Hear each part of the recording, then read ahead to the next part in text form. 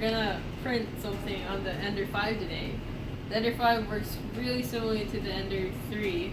The Ender 5 Plus is another video, so we'll take care of that later.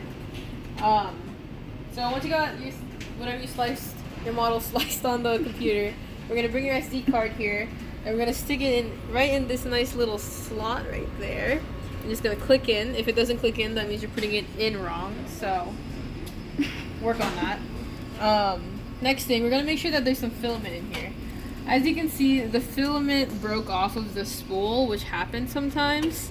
So what we're gonna do is we're gonna figure out what kind of filament this is. It's PLA. I don't know if you can read that, but it's PLA. So we're gonna go down here to the module, or like the screen. And so there's only like two things you can do. You can spin this, and you can click it. So we're gonna click it, and we're gonna go to prepare, and we're going to preheat PLA.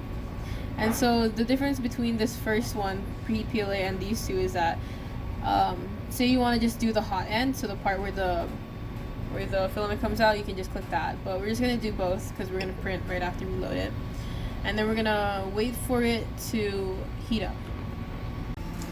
Alright, now that it's preheated, as you can see here, there you go, yeah, it's at 186 of 185 and at 46 of 45. So we're ready to unload it. And so what we're gonna do is we're going to, so this little thing here is where the filament comes in, and you can see it's broken out. So to unload it, you're gonna squeeze this and just pull it out. That releases the tension on the filament, and you can just pull it out.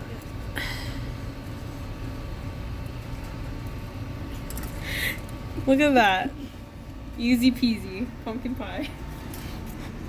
And then we're gonna look for the other end somewhere in here. Okay, I found it. So there's the other end. And we are going to bring it over here. There's a little hole, you can kind of feel it under there.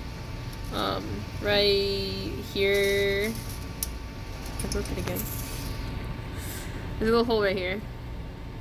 And so when I stick it in there,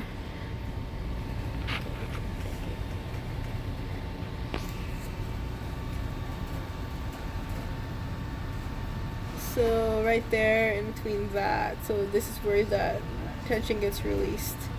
Okay, there you go. So now that it's in here, we're gonna push it up.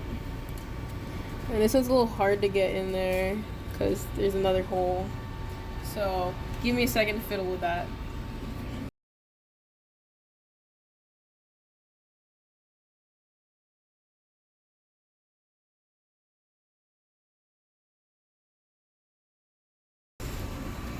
Okay, so now I got it in there, but I can't get it all the way in, so we're gonna go to prepare, and we're gonna move axis, and we're gonna move the extruder.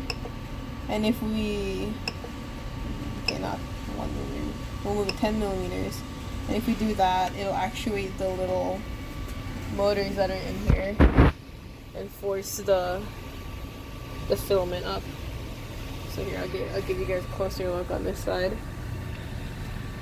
So right there, when I turned on the actuation, it's actually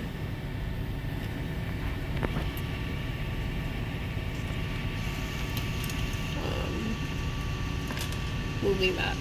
Alright, so now it's in, and we're gonna squeeze this again, and you can see up here in this PTFE tube, the filament is going up. And I'm just gonna push it all the way through to where the extruder is. Alright, now it's at the extruder.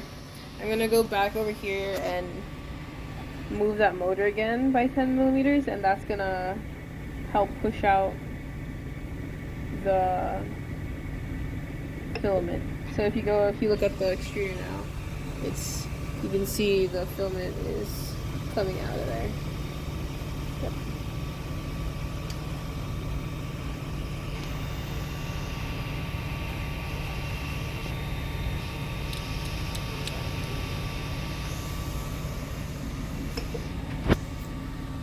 Nice. So we're gonna go back out into the main screen now and just re-verify that our temperatures are right. So Yep, we're at 185 and 45, so we're gonna go back and we're gonna print from, I don't know what TF means, but that's just the card, the SD card that's in there, and we're gonna print the softball mold. And so you can see my settings. The settings will pop up right here or whatever from your cheat code. So it's gonna preheat to that, and then it'll start printing. And we'll get back to you when it starts printing. Jeez.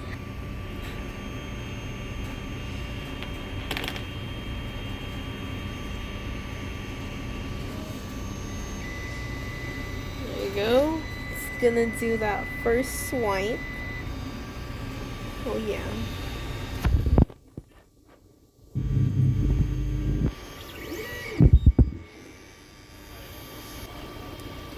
There it is. So one thing that you want to make sure while you're printing is that those lines aren't too far off or too thin. So if you like just touch it a little bit, and if it doesn't want to come off but you can still feel that it's there, then you're good. This is good.